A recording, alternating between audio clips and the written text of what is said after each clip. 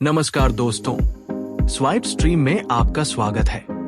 यहाँ आपको मिलते हैं एग्रीकल्चर, फार्मिंग और रियल लाइफ प्रोसेस से जुड़े इंफॉर्मेटिव और सिनेमैटिक वीडियोस।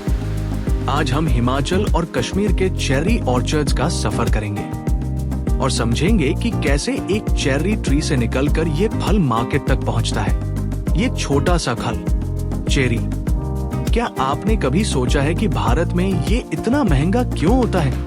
खास बात यह है कि यह फल ज्यादातर हिमाचल प्रदेश के पहाड़ों में उगता है, जहां का क्लाइमेट इसके लिए बिल्कुल परफेक्ट होता है। मार्केट में इसकी कीमत 400 रुपए से 2000 रुपए प्रति किलो तक होती है। हर एक चेरी को उगाने के लिए किसानों को लड़ना पड़ता है, कड़ाके की ठंड से, अचानक होने वाली बारिश से, कीड़ों से, और कई बार तो पूरी फसल ही खराब हो जाती है। तो आखिर कैसे होती है हिमाचल प्रदेश में चेरी फार्मिंग? ट्री से लेकर मार्केट तक का पूरा सफर आज आप देखने वाले हो। चेरी की खेती की शुरुआत होती है सही प्लांटेशन से।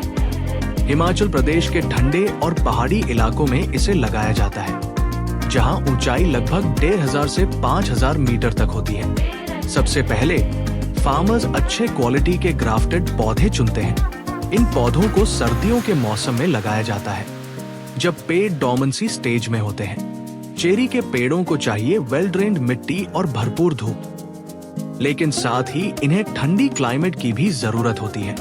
इसीलिए चिलिंग आवर्स बहुत जरूरी होते हैं, यानी सर्दियों में ठंड का एक निश्चित समय। अगर ठंड कम पड़े तो फूल सही से डेवलप नहीं होते और सीधा असर पड़ता है प्रोडक्शन पर। यही सही क्लाइमेट और सही शुरुआत तय करती है कि आगे चलकर चेरीज की क्वालिटी और क्वांटिटी कैसी होगी। प्लांटेशन के बाद आता है सबसे खूबसूरत स्टेज, फ्लावरिंग स्टेज। बसंत के मौसम में, यानी मार्च अप्रैल के आसपास, चेरी ट्रीज पर छोटे छोटे सफेद और हल्के गुलाबी फूल खिलने लगते हैं। पूरे ऑर्चर्ड का नजारा किसी सपने जैसा लगने लगता है। लेकिन ये स्टेज जितनी सुंदर है, उतनी ही सेंसिटिव भी है। इस समय हल्की सी बारिश, ओलावृष्टि या तेज हवा भी फूलों को नुकसान पहुंचा सकती है। चेरी फार्मिंग में पॉलिनेशन बहुत इंपॉर्टेंट होता है और इसके लिए मधुमक्खियां यानी बी सबसे बड़ा रोल निभाती है। इसी वजह से कई फार्मर्स अपने ऑर्चर्ड्स में भी बॉक्सेस भी रखते हैं। अगर पॉलिनेशन सही से हो जाए तो यही फूल आगे चलकर चेरीज में बदलते हैं। लेकिन अगर मौसम ने साथ नहीं दिया तो पूरी मेहनत पर पानी फिर सकता है। यही फ्लावरिंग स्टेज तय करती है कि इस साल प्रोडक्शन अच्छा होगा या नहीं। फ्लावरिंग के बाद शुरू होता है अगला स्टेज, फ्रूट डेवलपमेंट। जब पॉलिनेशन सफल हो जाता है तो छोटे छोटे फल बनने लगते हैं। शुरुआत में ये हरे रंग के होते हैं और धीरे धीरे बढ़ने लगते हैं। अगले कुछ हफ्तों में ये चेरीज अपना रंग बदलती है, हरा से पीला और फिर गहरा लाल या डार्क मैरून। यही स्टेज सबसे ज्यादा केयर मांगती है। इस दौरान सही इरिगेशन बहुत जरूरी होता है, न ज्यादा पानी न कम, वरना फल फट सकते हैं या ग्रोथ रुक सकती है। फार्मर्स को इंसेक्ट्स और डिजीजेस से भी पेड़ों को बचाना पड़ता है, क्योंकि एक छोटा सा अटैक भी पूरी क्रॉप को नुकसान पहुंचा सकता है। इसके साथ ही बर्ड्स भी चेरीज को काफी नुकसान पहुंचाते हैं। इसीलिए कई जगह नेट्स का इस्तेमाल किया जाता है। करीब 40-50 दिनों में ये छोटे फल पूरी तरह जूसी और स्वीट चेरीज में बदल जाते हैं। यही स्टेज तय करती है चेरीज का साइज, टेस्ट और मार्केट वैल्यू। पेड़ों की रेगुलर प्रूनिंग की जाती है ताकि नई ब्रांचेस ग्रो कर सके और सनलाइट हर हिस्से तक पहुंचे। इरिगेशन का भी बहुत ध्यान रखा जाता है। चेरी ट्रीज को बैलेंस्ड पानी चाहिए होता है। ज्यादा पानी से फ्रूट्स क्रैक हो सकते हैं और कम पानी से ग्रोथ रुक जाती है। फार्मर्स समय समय पर फर्टिलाइजर्स और न्यूट्रिएंट्स देते हैं ताकि पेड़ हेल्दी रहें और अच्छे क्वालिटी के फ्रूट्स दे। ये सारी केयर और मेहनत ही तय करती है कि हार्वेस्ट के समय चेरीज कितनी अच्छी और प्रॉफिटेबल होंगी। चेरी फार्मिंग के साथ कुछ बड़े चैलेंजेस भी आते हैं। सबसे बड़ा रिस्क होता है मौसम का। अगर हार्वेस्ट के समय अचानक बारिश हो जाए तो चेरीज क्रैक हो जाती हैं और उनकी क्वालिटी तुरंत गिर जाती है। इसके अलावा बर्ड्स भी एक बड़ी समस्या है। पकी हुई चेरीज उन्हें बहुत अट्रैक्ट करती हैं और कुछ ही समय में काफी नुकसान हो सकता है। इन्हीं चैलेंजेस के कारण चेरी फार्मिंग आसान नहीं होती। हर सीजन में फार्मर्स को रिस्क लेना पड़ता है, तभी जाकर उन्हें अच्छा प्रोडक्शन और प्रॉफिट मिलता है। लंबे इंतजार और मेहनत के बाद आता है सबसे महत्वपूर्ण स्टेज, हार्वेस्टिंग।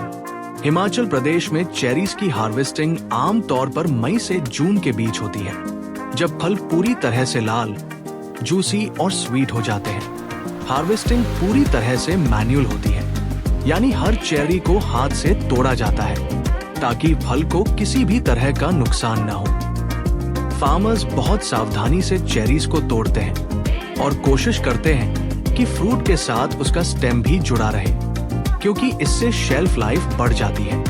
एक ही पेड़ से हार्वेस्टिंग कई बार में की जाती है, क्योंकि सभी चेरीज एक साथ नहीं पकती। तोड़ने के बाद चेरीज को तुरंत छाव में रखा जाता है ताकि उनकी फ्रेशनेस बनी रहे।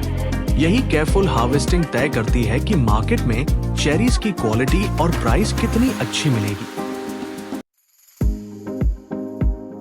हार्वेस्टिंग के बाद आता है अगला इम्पोर्टेंट स्टेप, सॉर्टिंग और ग्रेडिंग। सबसे पहले चेरीज को साइज, कलर और क्वालिटी के हिसाब से अलग किया जाता है।